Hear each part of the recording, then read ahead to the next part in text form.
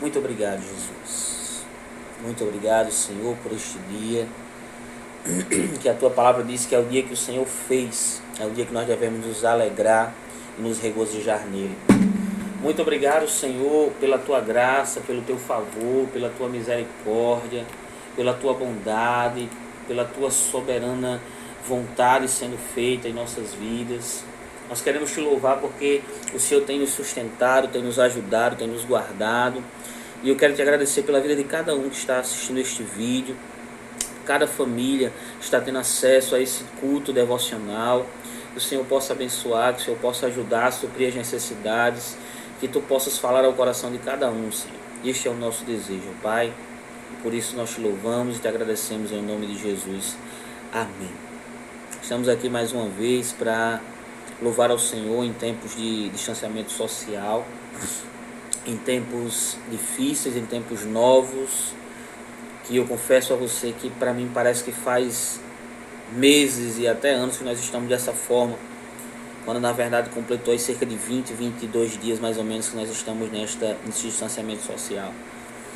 Mas não é tempo de entristecer, não é tempo de esmorecer, é tempo de adorar, é tempo de exaltar aquele que é digno de ser exaltado. Então eu quero convidar você a mais uma vez louvar ao Senhor.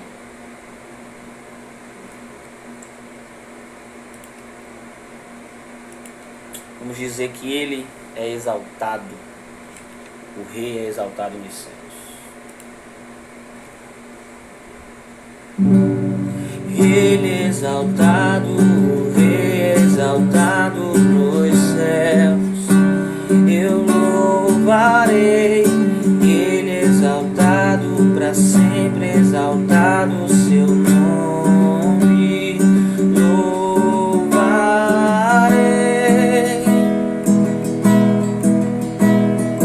Ele é Senhor, Sua verdade vai sempre reinar. Terra e céus glorificam Seu santo nome. Ele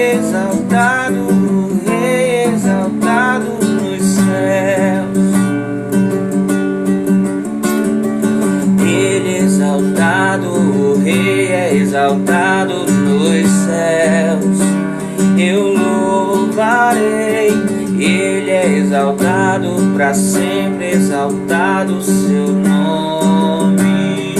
Louvarei,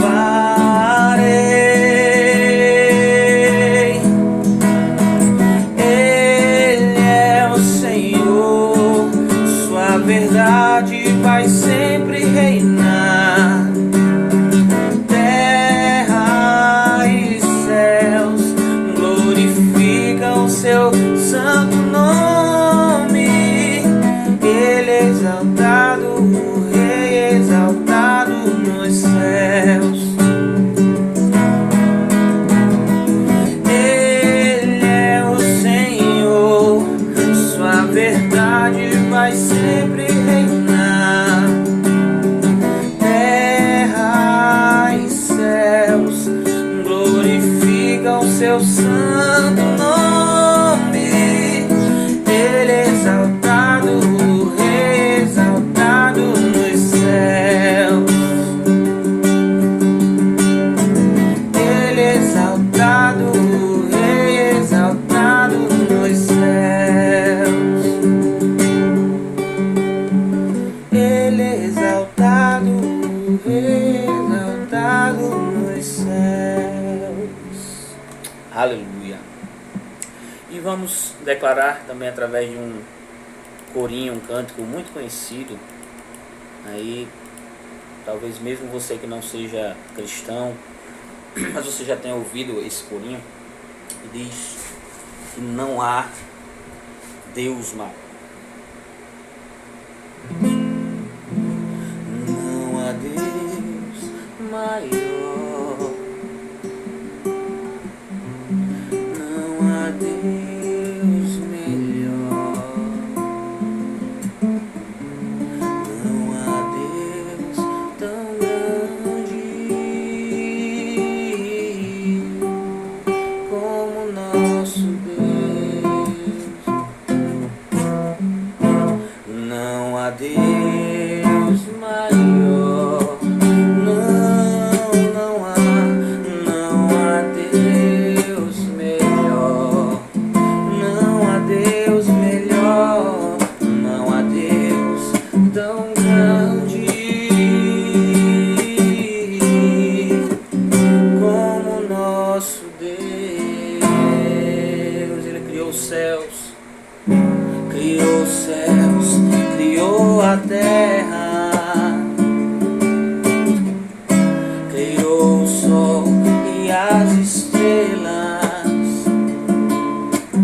Tudo Ele fez, tudo criou, tudo formou para o seu louvor, para o seu louvor, para o seu, para o seu, para o seu louvor. Não há Deus maior. Não há Deus melhor. Não há Deus tão grande como nosso Deus.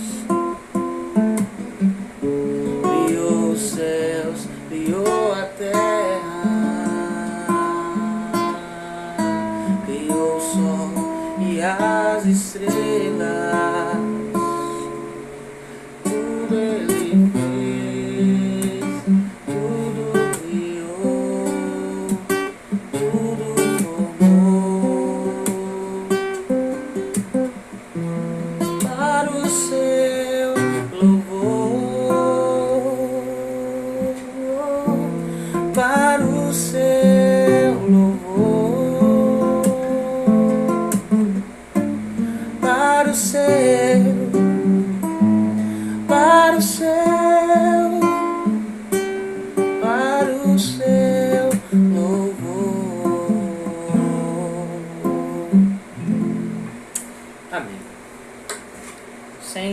delongas, convido você a abrir a sua Bíblia e convidar todos aqueles que estão aí contigo a abrir a palavra do Senhor. Vamos meditar de forma breve aqui um texto que se encontra no Evangelho segundo escreveu Marcos, capítulo 5, do versículo 21 ao 24 e depois do versículo 35 ao 43.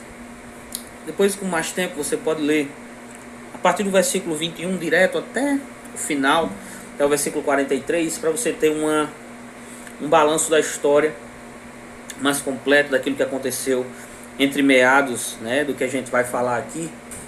Mas hoje eu quero me ater a esses versículos, Marcos capítulo 5, versículo 21 ao 24 e do 35 ao 43.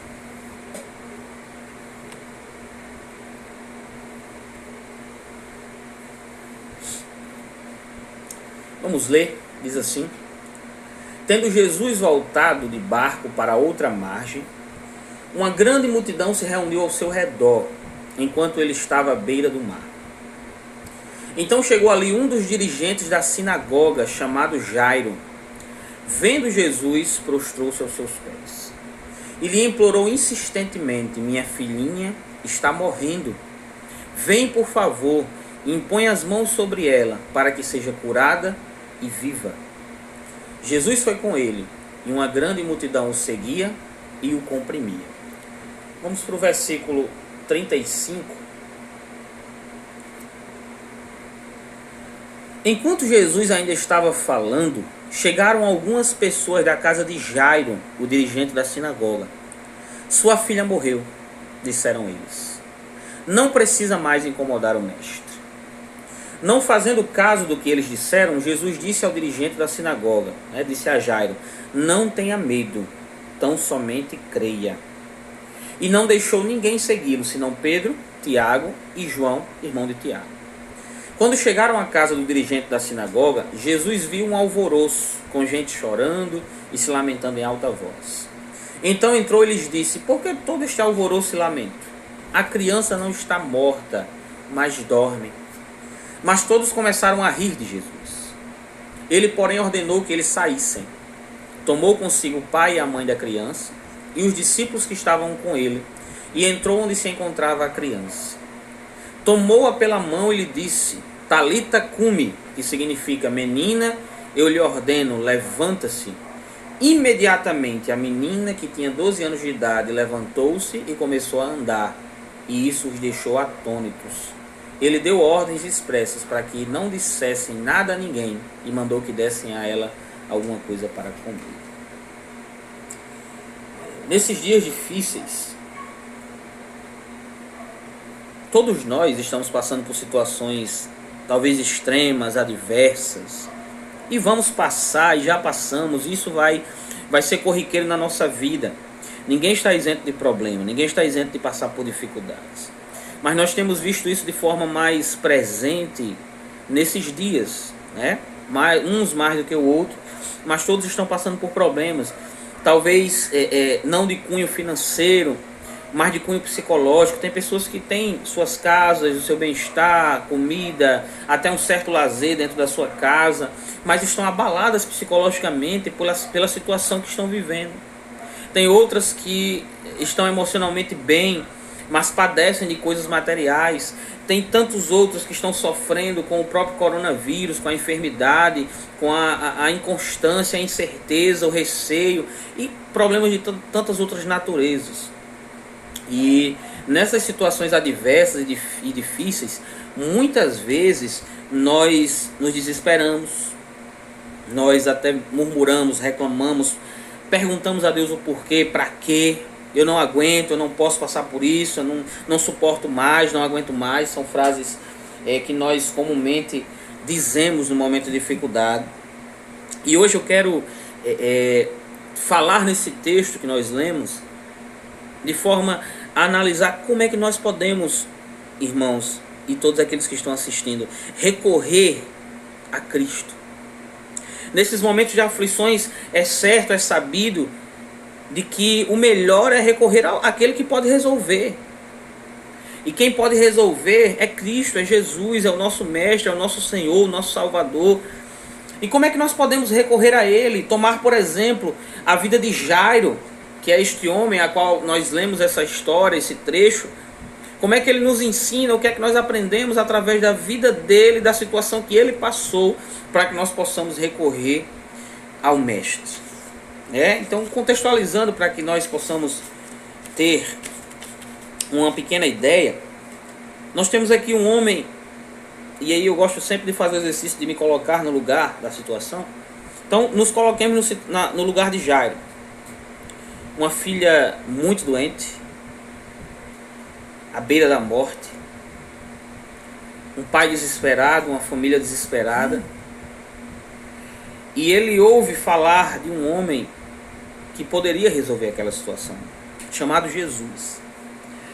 E como pai que talvez já tenha gastado com outros métodos, procurado médicos, forma de resolver, ele vai ao encontro deste Jesus para resolver a sua situação, para pedir, para recorrer ao Mestre, a fim de ser alcançada a sua petição diante dele. E a primeira coisa que eu aprendo de como eu devo recorrer a Cristo através da vida de Jairo é que a primeira atitude dele foi de reconhecer a sua necessidade, reconhecer aquilo que ele precisava. Disse muito que a primeira etapa para se resolver um problema é reconhecer que você tem um problema. Por exemplo, um alcoólatra, enquanto ele não entender que aquilo é uma doença para ele não vai buscar soluções. Você vai cansar de falar, olha, deixa a bebida, ele vai dizer, oxe, por quê? É tão bom, é um passatempo, eu só bebo socialmente. E para ele aquilo não é problema, não é doença, não é um mal.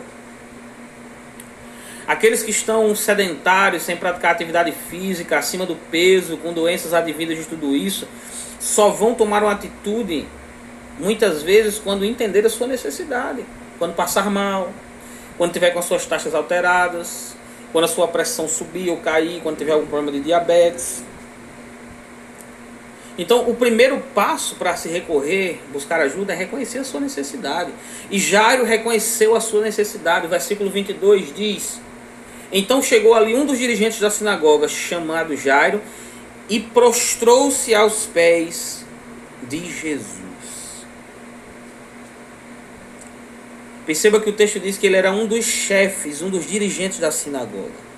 Ele tinha um cargo importante, ele tinha status, ele tinha posição, ele tinha pessoas a seu serviço, ele tinha um nome de respeito.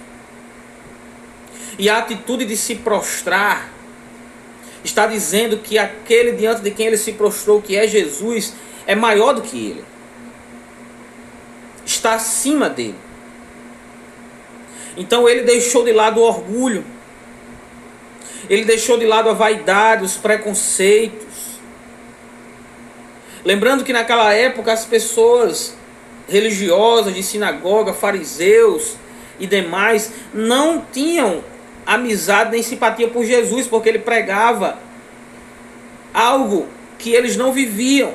Ele confrontava a religião vazia daqueles homens. Então Jairo, ele demonstra aqui uma atitude de sujeição, ele se sujeita, ele se dobra. Ele deixa de lado o seu orgulho, a sua soberba e pede àquele que pode resolver o seu problema. O versículo 22 diz que ele se ajoelhou, prostrou-se aos pés de Cristo,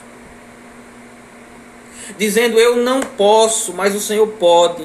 Eu não tenho condições, mas o Senhor tem. A minha filha está doente, ela vai morrer, eu não posso fazer nada, mas tu podes. Então, neste momento, a primeira coisa que nós precisamos aprender, é que nós precisamos reconhecer a nossa necessidade. Qual é a tua necessidade diante de Jesus? Talvez a tua necessidade seja na questão material, na questão financeira, mas existe uma necessidade maior, espiritualmente falando, que é de você se prostrar diante daquele que está acima de você, que é o seu Senhor. A primeira atitude tomada por Jairo foi de reconhecer a sua necessidade. E aí ele se ajoelhou diante daquele que era digno, aquele que podia resolver o seu problema. Muitas vezes nós precisamos nos prostrar aos pés de Jesus. Essa situação difícil que você está passando, coloca aos pés de Jesus.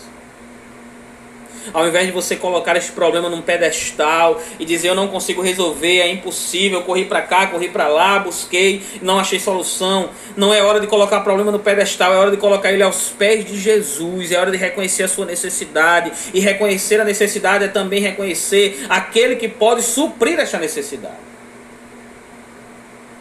E no momento quem podia suprir a necessidade de Jairo era Jesus. E quem pode suprir as tuas necessidades é Jesus. Segundo lugar, a segunda atitude que ele tomou foi de se humilhar. Versículo 23. Continuando, após ele se prostrar, ele implorou insistentemente: minha filhinha está morrendo, vem por favor, coloque as mãos sobre ela para que ela seja curada e viva. Jairo reconheceu a sua necessidade em primeiro lugar e depois ele se humilhou. O texto diz que ele implorou insistentemente: por favor, eu suplico, eu imploro, eu rogo. Jairo clamou ao único que poderia solucionar o seu problema. Ele colocou a esperança dele em Jesus. Perceba que ele diz: por favor, coloque as mãos sobre ela para que ela seja curada e viva. Jairo sabia que Jesus podia curar a sua filha. A sua esperança estava no Mestre, estava em Cristo. O problema não tornou-se maior do que Jesus para Jairo. E muitas vezes a gente inverte. O problema é maior do que Jesus para nós. Eu não estou dizendo que você vai se isentar a partir de agora das suas responsabilidades e dizer Jesus resolve meu problema. Estou falando de onde você coloca a sua confiança. Eu estou falando de quem você recorre, a quem você vai atrás para solucionar os seus problemas. Você tem se reconhecido a sua necessidade, tem se humilhado. E não é fácil se humilhar. Humilhar-se é se rebaixar.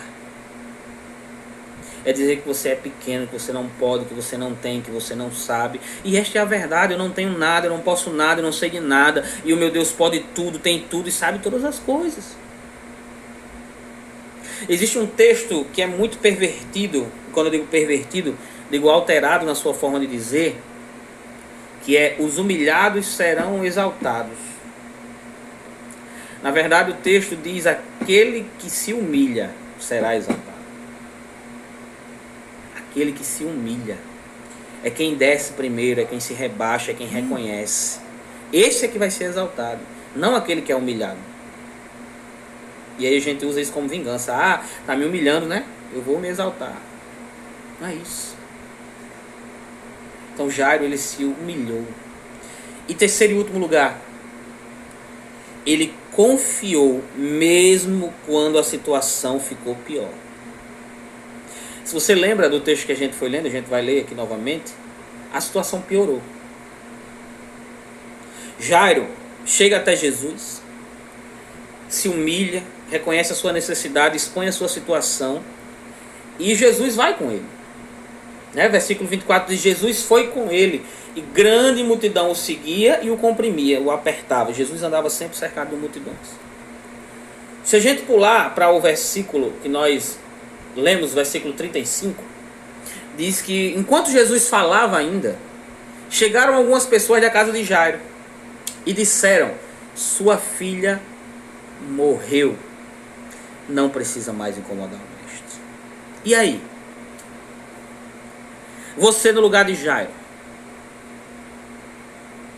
você está a caminho da sua casa com a esperança de que o problema vai ser resolvido. De repente alguém chega e joga um balde de água fria e diz: olha, Jairo, tua filha morreu, não incomoda mais Jesus. Não adianta. Não adianta. A situação piorou. A situação ficou mais complicada. A menina estava doente, agora ela morreu. E aí? Sinceramente, a atitude que 99% de nós teríamos era: Jesus, muito obrigado. Muito obrigado de verdade por o Senhor ter aceitado vir comigo, mas me perdoe. Eu vou para casa, minha filha morreu, não tem mais o que fazer. Aqui está a diferença entre o alcance da bênção de Jairo e a situação que ele estava passando. Esse era o momento dele ir embora. Era o momento dele desistir. Era o momento dele dispensar a ajuda de Cristo, porque a situação piorou. Ou até tomou rumos que não teria mais solução. Mas o texto, ele vai nos mostrar que Jairo, ele confiou mesmo quando a situação piorou. No versículo 36, Jesus diz a Jairo: não tenha medo, creia. E eu quero dizer para você que está ouvindo esse vídeo, e para mim, agora, para o meu coração e para o seu: não tenha medo, creia. Jesus está dizendo isso para você. Não temas, tão somente creia. Está difícil? Está piorando? Está parecendo impossível? Não tenha medo, creia em Jesus, creia no poder do Mestre. E esta palavra, ela veio como uma esperança, um conforto maior para o coração de Jairo, e ele confiou em Jesus. Nesse meio, entre os versículos que nós lemos, entre o versículo 25 e o 35, acontece outro milagre. A mulher do fluxo de sangue, 12 anos sofrendo com um sangramento, e ela se espreme entre a multidão e toca nas vestes de Jesus, porque ela pensava: se eu pelo menos tocar na roupa de Jesus, eu vou ficar curada. E isso aconteceu. E a mulher foi curada, e Jesus disse: a tua fé te salvou, vai em paz. Jairo estava observando isso. Lembre-se que no final do versículo 24, Jesus vai com Jairo. E neste caminho acontece isso. Jairo estava com Jesus. Ele viu Jesus operar um milagre na vida daquela mulher. E isso lhe deu mais esperança, mais confiança. E eu quero te perguntar: quantos milagres, quantas bênçãos Jesus não já fez na tua vida? Aí por causa de mais um problema você vai desistir, você vai desanimar, você vai se desesperar. E o texto vai continuando. Jesus chega até aquela casa, vê o choro, o lamento daquelas pessoas. E as pessoas riem quando ele diz que ela não está morta. Mas por fim ele sobe com os pais da criança. Os discípulos mais próximos, Pedro, Tiago e João, estavam com ele. E ele ressuscita aquela criança. Ele traz aquela criança à vida. Traz vida àquela criança. E Jairo alcança a sua bênção. Louvado seja o nome do Senhor. Um trecho tão simples de um homem que nos ensina na sua simplicidade como recorrer a Cristo. Primeiro, reconhecer a nossa necessidade, a nossa pequenez. Segundo, humilhar-se diante daquele que pode todas as coisas. E terceiro, é confiar mesmo que a situação pareça que piorou. É continuar confiando. É ter paciência, é ter esperança. E nesta noite, neste momento, ou a hora que você esteja assistindo este vídeo, quero te dizer: reconheça aquilo que você tem de necessidade. Se humilhe diante de Jesus e confie, mesmo que as circunstâncias pareçam contrárias. Amém? Vamos orar? Maravilhoso Deus e Pai, muito obrigado, Jesus, pela Tua palavra. Obrigado porque a Tua palavra, ela nos leva a descansar, a confiar em Ti, mesmo que as situações pareçam difíceis. A Tua palavra nos faz, ó Deus, saber que Tu estás no controle de todas as coisas e que até o que parece impossível para nós, para Ti é possível, Jesus. Por favor, meu Deus, abençoa a família daqueles que estão assistindo a este vídeo. Continua nos guardando, ó Deus, em meio a esta pandemia de coronavírus. Abrevia, Senhor, a solução deste problema o quanto antes, para que logo possamos voltar à normalidade, para juntos estarmos na igreja, em nossos afazeres, nossos trabalhos, com os nossos familiares, e agora mais confiantes, mais esperançosos em Ti, valorizando mais o estar na Tua casa, o estar juntos, ó Pai. Concede, ó Deus, um restante de semana abençoado para todos, ó Pai, para os Teus filhos, para aqueles que precisam, supra as necessidades daqueles que não têm, e nos ajuda, Senhor, a descansar e confiar em Ti. Nós te oramos, te agradecemos em nome de Jesus. Amém e amém. Deus abençoe a você e a sua família em nome de Jesus.